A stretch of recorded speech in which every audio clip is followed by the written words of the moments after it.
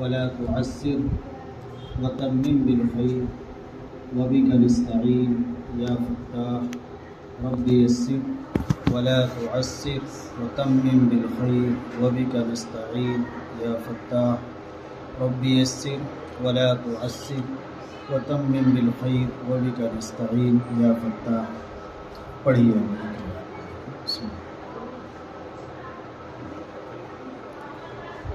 پڑھیے.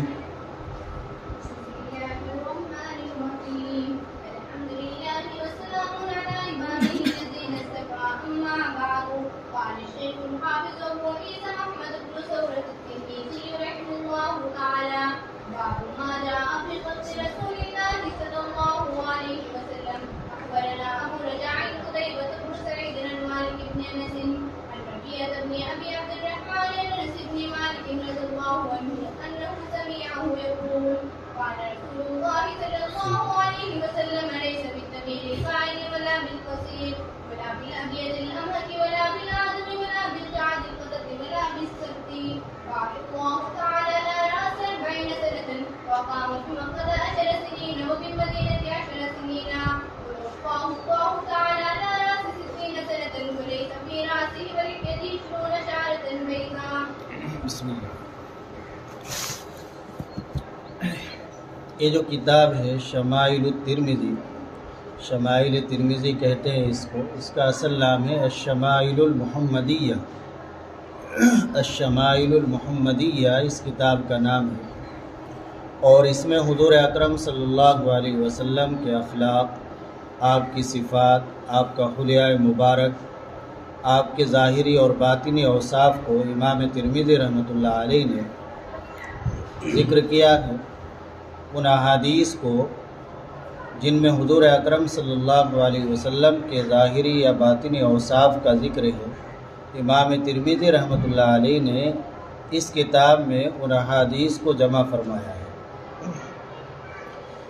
یہ حضرت نبی کریم صلی اللہ تعالیٰ علیہ وسلم کی خصوصیت ہے کہ حضرات صحابہ کرام رضی اللہ تعالیٰ عنہم نے حضور اکرم صلی اللہ علیہ وسلم کے ظاہری اور باطنی تمام اوصاف کو اپنے اعتبار سے محفوظ کرنے کی بھرپور کوشش کی ہے.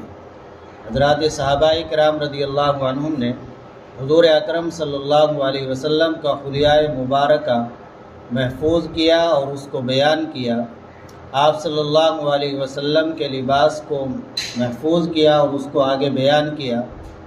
اسی طرح آپ صلی اللہ علیہ وسلم کی رفتار، گفتار، آپ کے لباس، آپ کے رہن سہن اور آپ کے کھانے پینے کے طریقے، آپ کے آرام فرمانے کے طریقہ، ان سب چیزوں کو حضرات صحابہ کرام رضی اللہ عنہم نے محفوظ رکھا، اور آگے ہم تک آج یہ اللہ کا شکر پہنچ رہا ہے اور ہمیں سننے کو اور پڑھنے کو مل رہا ہے. یہ ہماری شریعت کی ایک جامعیت کی بڑی دلیل ہے کہ اس شریعت کے اندر ہر چیز کے آداب اور ہر چیز کے آداب و مستحبات کو بیان کیا گیا ہے. ہمارے نبی صلی اللہ علیہ وسلم کیسے چلتے تھے یہ بیان کیا گیا ہے. آپ صلی اللہ علیہ وسلم کو کیا لباس محبوب تھا وہ بیان کیا گیا ہے. نبی پاک صلی اللہ علیہ وسلم کی گفتگو کا طریقہ کیا رہتا تھا، آپ کے سونے کا طریقہ کیا تھا، آپ کے کھانے کا طریقہ کیا تھا، آپ کے پینے کا طریقہ کیا تھا. اور پھر حضور اکرم صلی اللہ علیہ وسلم کے ظاہری حلیے کو بھی بیان کیا حضرات صحابہ کرام رضی اللہ عنہم نے. امام ترمذی رحمۃ اللہ علیہ نے پہلے جو روایات بیان کی ہے تو زیادہ تر روایات ایسی ہی ہے کہ جن کا تعلق حضور اکرم صلی اللہ علیہ وسلم کے ظاہری اوصاف سے ہے. چونکہ ظاہر باطن پر وجود کے اعتبار سے مقدم ہے تو مصنف نے ذکر بھی پہلے ایسی ہی روایات کو کیا ہے کہ جن کا تعلق ظاہری اوصاف سے ہے. حضور اکرم صلی اللہ علیہ وسلم کا رنگ کیسا تھا، آپ کا قد کیسا تھا، آپ کا چہرہ مبارک کیسا تھا، آپ کی ناک مبارک کیسی تھی، ان سب کو حضرات صحابہ اکرام رضی اللہ عنہم نے محفوظ کیا ہے. علماء نے لکھا ہے کہ نبی پاک صلی اللہ علیہ وسلم کا جمال اس قدر تھا کہ پورا جمال اس دنیا میں ظاہر نہیں کیا گیا. اگر پورا جمال اور پورا حسن و پوری خوبصورتی نبی پاک صلی اللہ علیہ وسلم کی ظاہر کر دی جاتی تو دنیا میں کوئی ان کو دیکھنے کی طاقت نہ رکھتا۔ آپ صلی اللہ علیہ وسلم کا اتنا جمال اور اتنا خوبصورتی اور اتنا حسن اللہ نے آپ کو عطا فرمایا تھا۔ ہم سب یہ کتابیں پڑھتے ہیں شمائل کی، اور پڑھنی چاہیے۔ سیرت کی کتابوں کا خوب مطالعہ کرنا چاہیے۔ اپنے نبی پاک صلی اللہ علیہ وسلم سے محبت کا تقاضا یہ ہے کہ آپ صلی اللہ علیہ وسلم کی ایک ایک چیز اور آپ کی ایک ایک بات کا ہمیں علم ہو۔ جن چیزوں کا تعلق عمل سے ہے، جن کو ہم اپنا سکتے ہیں، اختیاری چیزیں ہیں، تو ان کو اپنانے کی کوشش کریں اور پوری فکر کریں، اسی میں ہمارے لیے خیر و برکت ہے۔ حضور اکرم صلی اللہ علیہ وسلم کے اخلاق اور اوصاف اعلیٰ درجے کے تھے، تو ہر امتی کی فکر یہ ہونی چاہیے کہ میرے اخلاق بھی ایسے ہی ہوں کہ جیسے میرے آقا کے اخلاق تھے، اور میرا طرز زندگی بھی وہی ہو جو آقا کا طرز زندگی تھا۔ میرے لیے اسی میں کامیابی ہے۔ حضور اکرم صلی اللہ علیہ وسلم کے اخلاق اور آپ کا رویہ کتنا عمدہ تھا۔ حدیث شریف کے اندر ہے، حضرت انس رضی اللہ تعالی عنہ بیان کرتے ہیں کہ ایک یہودی لڑکا تھا، حضور اکرم صلی اللہ علیہ وسلم کی خدمت کیا کرتا تھا۔ آپ دیکھیے، آپ نے غیروں کو بھی اپنے قریب لگایا۔ یہودی لڑکا ہے، آپ کی خدمت میں آ رہا ہے، تو آپ صلی اللہ علیہ وسلم نے اسے منع نہیں فرمایا تو نکل جا، چلا جا۔ یہ اخلاق۔ ایک مرتبہ وہ یہودی لڑکا بیمار ہو گیا، تو حضرت نبی کریم صلی اللہ علیہ وسلم اس یہودی لڑکے کی عیادت کے لیے تشریف لے گئے۔ حضرت انس رضی اللہ تعالی عنہ ساتھ تھے۔ وہ یہودی لڑکا چارپائی پر لیٹا ہوا تھا۔ اس کا باپ اس کے سرانے کھڑا ہوا اپنی کتاب توریت پڑھ رہا تھا، تو حضرت نبی پاک صلی اللہ علیہ وسلم نے اس یہودی لڑکے کے باپ سے معلوم کیا کہ آپ جو یہ کتاب پڑھ رہے ہو توریت، تو کیا اس میں میرا ذکر بھی موجود ہے؟ تو اس یہودی لڑکے کے باپ نے منع کر دیا کہ نہیں، آپ کا ذکر نہیں ہے۔ وہ یہودی لڑکا جو سخت بیمار تھا، چارپائی پر لیٹا ہوا تھا، فوراً بول پڑا اور کہنے لگا کہ یہ جھوٹ بول رہا ہے۔ اپنے باپ کے بارے میں ہی کہا، یہ جھوٹ بول رہا ہے، اور حقیقت یہ ہے کہ آپ صلی اللہ علیہ وسلم کا ہماری اس کتاب میں پورا ذکر موجود ہے، اور آپ گواہ رہیے کہ میں ایمان قبول کرتا ہوں، آپ مجھے کلمہ پڑھا دیجیے۔ چنانچہ اسی وقت ایمان قبول کیا، اور پھر اس کا انتقال ہو گیا۔ تو اللہ کے نبی صلی اللہ علیہ وسلم نے حضرت انس رضی اللہ تعالی عنہ سے فرمایا کہ دیکھو، یہ شخص ایمان کی حالت میں اس دنیا سے رخصت ہوا ہے، لہذا اب اس کی تدفین، اس کے کفن دفن کا انتظام مکمل اسلامی طریقے پر کیا جائے گا۔ اب ان کے حوالے یہودیوں کے اس بچے کو نہیں کیا جائے گا۔ تو ہمیں اور آپ کو اس واقعے سے سبق ملتا ہے کہ دیکھیے، آقا نامدار حضور اقدس صلی اللہ علیہ وسلم کے اخلاق حسنہ کہ ایک بچہ خادم ہے، غیر مذہب کا ہے، وہ بیمار ہو گیا، تو نبی پاک صلی اللہ علیہ وسلم اس کی عیادت اور مزاج پرسی کے لیے گھر تشریف لے گئے۔ آج ہمارا حال یہ ہے کہ ہمارے گھر کے اندر ہی رشتہ داروں میں، اعزاء میں، خاندان میں کوئی بیمار چل رہا ہے تو کئی دن گزر جاتے ہیں، اس کی خیر خبر کچھ نہیں لیتے، اس کی عیادت اور مزاج پرسی نہیں کرتے۔ تو یہ اللہ کے نبی صلی اللہ علیہ وسلم کے اخلاق اور آپ کی ہدایات اور تعلیمات کے خلاف ہے۔ حدیث شریف کے اندر ہے کہ آدمی اگر کسی مسلمان کی، کسی بیمار کی عیادت کرتا ہے تو صبح میں عیادت کی ہے تو شام تک فرشتے اس کے لیے دعائیں کرتے رہتے ہیں، شام میں عیادت کی ہے تو رات بھر فرشتے اس کے لیے دعا کرتے رہتے ہیں اور رحمت بھیجتے رہتے ہیں۔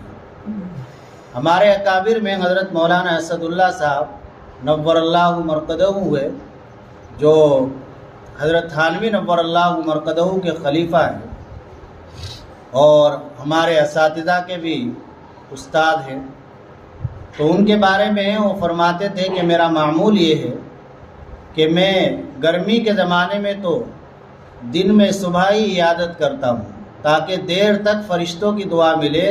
گرمی میں دن بڑا ہوتا ہے، اور سردی کے زمانے میں رات میں عیادت کرتا ہوں، چونکہ سردی کے زمانے میں رات بڑی ہوتی ہے تاکہ دیر تک فرشتوں کی دعا ملتی رہے۔ تو یہ ہمارے اکابر کا طرز زندگی تھا۔ یہ حدیثیں آج ہم بھی پڑھتے ہیں لیکن ہمارے اوپر کوئی اثر نہیں ہوتا اور ہماری زندگی کے اندر کوئی انقلاب اور تبدیلی نہیں آتی۔ یہ ہمارے اندر ایک بڑی کمی ہے، اخلاص کی کمی ہے، خشیت کی کمی ہے۔ اپنے اندر اللہ کا خوف پیدا کرے، اللہ کا ڈر پیدا کرے، اور جو قرآن حدیث کی بات معلوم ہوتی رہے اسے اپنی زندگی میں لاتے رہے۔ تو خیر میں عرض کر رہا تھا کہ حضور اکرم صلی اللہ علیہ وسلم کے اخلاق اعلیٰ درجے کے تھے۔ آپ شمائل کی کتابوں میں، سیرت کی کتابوں میں نبی پاک صلی اللہ علیہ وسلم کے اخلاق پڑھیں گے اور آپ صلی اللہ علیہ وسلم کی سیرت پڑھیں گے تو پڑھنے کا منشا یہی ہے کہ ہم بھی اپنی زندگی کو اور اپنے اخلاق کو ایسے ہی بنائیں جیسا حضور اکرم صلی اللہ علیہ وسلم کے اخلاق تھے۔ آپ یہاں سے فارغ ہو کر چلی جائیں گے تو آپ کا ایک معمول یہ ہونا چاہیے کہ جس طرح دوسری کتابوں کا مطالعہ ہماری زندگی میں رہتا ہے اور رہنا چاہیے، تو ایسے ہی ایک وقت ہر دن ایسا مقرر ہو کہ جس میں سیرت کا کچھ نہ کچھ مطالعہ اور تعلیم اپنے گھر کے اندر ہو۔ ہر روز 5-10 منٹ سیرت کی تعلیم ہر گھر کے اندر ہونی چاہیے۔ اپنے گھر کی خواتین کو بٹھا کر آپ 5 منٹ 10 منٹ جیسا موقع ہے پابندی کے ساتھ روز سیرت کی تعلیم کریں۔ سیرت کی بڑی اچھی اچھی کتابیں اردو میں، ایک آسان سی کتاب ہے حضرت مفتی شفیع صاحب رحمۃ اللہ علیہ کا رسالہ ہے، بڑا عمدہ، جس کو ہمارے اکابر نے پسند فرمایا ہے۔ حضرت تھانوی نور اللہ مرقدہ نے بھی اسے بہت پسند فرمایا، سیرت و خاتم الانبیاء کے نام سے۔ تو وہ چھوٹا سا رسالہ ہے، سب سے پہلے گھر کے اندر اس کی تعلیم کریں۔ اس کے بعد ایک طویل کتاب ہے، بڑی اچھی کتاب ہے، بحوالہ ہے اور ہر موقع کی سنتیں موجود ہیں۔ حضور اکرم صلی اللہ علیہ وسلم نے کس وقت کیا کام کیا اور کیسے کیا، اور اس موقع پر آپ صلی اللہ علیہ وسلم نے کیا دعا پڑھی، وہ ہے شمائل کبریٰ۔ تو اس شمائل کبریٰ کو بھی خریدنے کی، حاصل کرنے کی کوشش کریں اور روز اس کا بھی کچھ نہ کچھ حصہ اپنے گھر کے اندر تعلیم کرنے کا معمول بنائیں۔ یہ ہر امتی کی ضرورت ہے، اس سے انشاءاللہ گھر کے اندر بڑی خیر و برکت آئے گی۔ اور اسی طرح ہم حدیث پڑھتے ہیں، پڑھاتے ہیں، تو ہر حدیث پڑھنے اور پڑھانے والے کو کثرت سے درود پڑھنا چاہیے۔ بلکہ حدیث پڑھنے پڑھانے والے کو ہی کیا، ہر ایمان والے کو۔ حضور اکرم صلی اللہ علیہ وسلم ہر امتی کے محسن اعظم، ہر امتی پر سب سے بڑا احسان حضور اکرم صلی اللہ علیہ وسلم کا ہے۔ تو احسان کا تقاضا یہ ہے کہ کم از کم 100 مرتبہ تو ہمارا معمول ہونا چاہیے درود پاک پڑھنے کا۔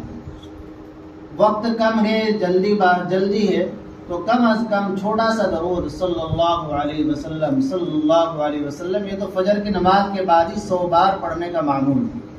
اس کے بعد جیسا وقت ملے تو جو لمبے درود ہیں ان کو بھی پڑھنے کا معمول ہو۔ درود پاک کی بڑی برکت ہے، دنیا میں بھی اس کی برکتیں ہیں اور آخرت میں بھی برکتیں ہیں۔ ایک بزرگ ہوئے ہیں حضرت مولانا موسیٰ روحانی البازی رحمہ اللہ تعالی، جو بڑے شیخ الحدیث و تفسیر ہیں اور بڑے فنون کے علوم کے باہر تھے۔ 1419 ہجری میں ان کی وفات ہوئی ہے۔ ان کا درود شریف پڑھنے کا بڑا معمول تھا۔ حضور اکرم صلی اللہ علیہ وسلم کے بڑے عاشق تھے۔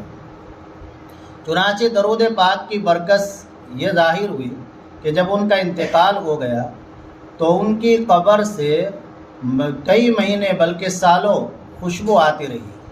لوگ مٹی اٹھا کر لے جاتے، پھر اور مٹی ڈالتے تو اس مٹی کے اندر بھی وہی خوشبو پیدا ہو جاتی تھی۔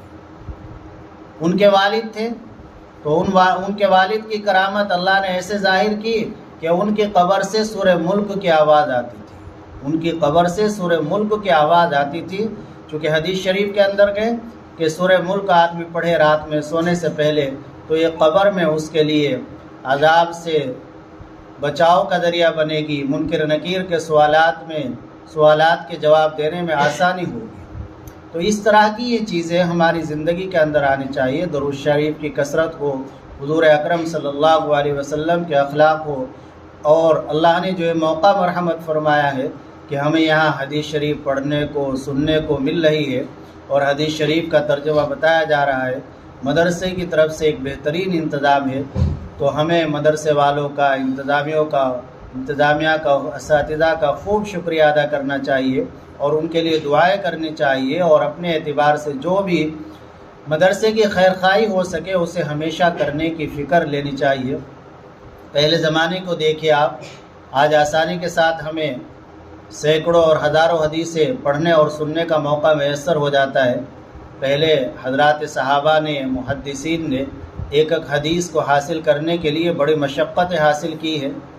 ایک جلیل القدر صحابی ہیں حضرت جابر بن عبداللہ رضی اللہ تعالی عنہ، ان کے شاگرد عبداللہ بن محمد بن عقیل رحمہ اللہ فرماتے ہیں کہ حضرت جابر رضی اللہ تعالی عنہ نے فرمایا کہ مجھے معلوم ہوا کہ ملک شام کے اندر ایک شخص ہے، انہوں نے حضور اکرم صلی اللہ علیہ وسلم سے ایک حدیث سن رکھی ہے، تو میں نے ملک شام پہنچنے کا ارادہ کیا، اور میں نے اسی نیت سے، اسی ارادے سے، فرماتے ہیں اشتریت بعیرا، ایک اونٹ خریدا، اور وہ اونٹ خریدنے کے بعد 1 مہینے کی مسافت طے کر کے میں ملک شام پہنچا۔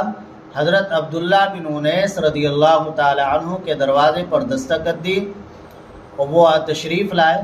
میں نے ان سے عرض کیا کہ مجھے معلوم ہوا ہے کہ آپ نے اللہ کے نبی صلی اللہ علیہ وسلم سے ایک حدیث سن رکھی ہے، میں مدینہ چھوڑ کر صرف اس حدیث کو آپ سے سننے کے لیے آیا ہوں۔ آپ اندازہ لگائیے کہ ملک مدینہ منورہ چھوڑا اور 1 مہینے کا سفر کیا اونٹ پر، اور صرف ایک حدیث حاصل کرنے کے لیے۔ چنانچہ انہوں نے حدیث سنائی کہ میں نے اللہ کے نبی صلی اللہ علیہ وسلم سے سنا ہے کہ قیامت کے دن اللہ تعالیٰ فرمائیں گے انا الملک، آج میں ہی بادشاہ ہوں اور میری ہی سلطنت ہے، کسی اور کی کوئی سلطنت اور حکومت کسی طرح کے نہیں ہے، اور لوگوں کو یحشر الناس، اور ایک روایت میں یحشر العباد عراتا غرلا بہما، کہ لوگوں کو جمع کیا جائے گا اس حال میں کہ وہ ننگے پیر ہوں گے، ننگے بدن ہوں گے۔ بہمن فرمایا تو فرماتے ہیں کہ میں نے معلوم کیا کہ بہمن کے کیا معنی ہے، تو فرمایا کہ بہمن کے معنی ہے لیس معہم شیء، ان کے پاس کوئی چیز نہیں ہوگی، دنیا کا کوئی مال و متاع، دنیا کا کوئی ساز و سامان نہیں ہوگا، وہ خالی ہاتھ ہوں گے، ننگے پیر ہوں گے، ننگے بدن ہوں گے، اور جب تک ظالم سے مظلوم کو بدلہ نہیں دلوا دیا جائے گا اس وقت تک کوئی شخص جنت میں داخل نہیں ہوگا، کوئی شخص جہنم میں داخل نہیں ہوگا۔ سب سے پہلے ظالم کو مظلوم کو ظالم سے بدلہ دلوایا جائے گا۔ اس دنیا کے اندر جس نے جس پر ظلم کیا ہے، جو جتنا ظلم کیا ہے اتنا ہی بدلہ اسے قیامت کے دن دینا پڑے گا۔ تو یہ سب احادیث ہے، ایک ایک حدیث کو حاصل کرنے کے لیے حضرات علماء نے، محدثین نے، صحابہ نے اتنی بڑی بڑی قربانی دی ہے۔